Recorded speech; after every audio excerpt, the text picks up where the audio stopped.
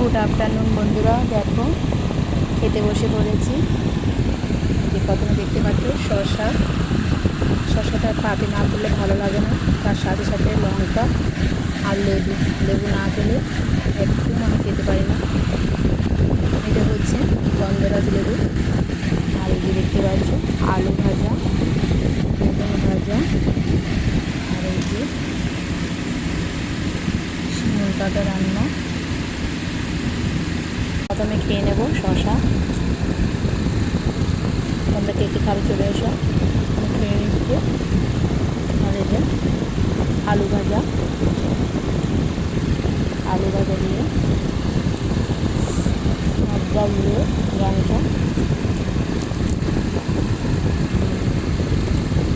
হচ্ছে বন্ধুরা। যে আমি খেয়ে নিচ্ছি। তোমরা কে কে খাবে চলে এসো।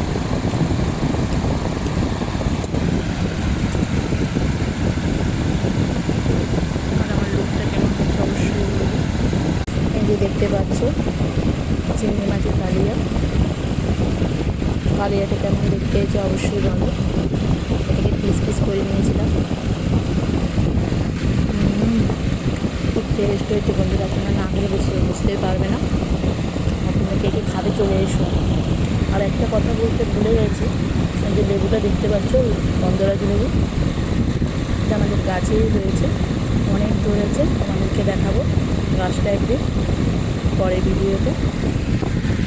চিংড়ি মাছের কালারটা কেমন এসছে তোমরা অবশ্যই বলো, আর একটা লাইক দিতে ভুলবেন না।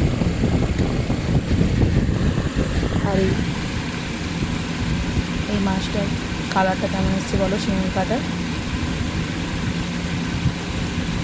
পুরো মাংসের মতো রান্না করেছি, কালারটা ওভাবে এসছে। তোমরা না খেলে কেউ বুঝতে পারবে না যে কেমন হয়েছে। তোমরা তাড়াতাড়ি চলে আসো খেতে। টাটা বন্ধুরা, শুভ দুপুর।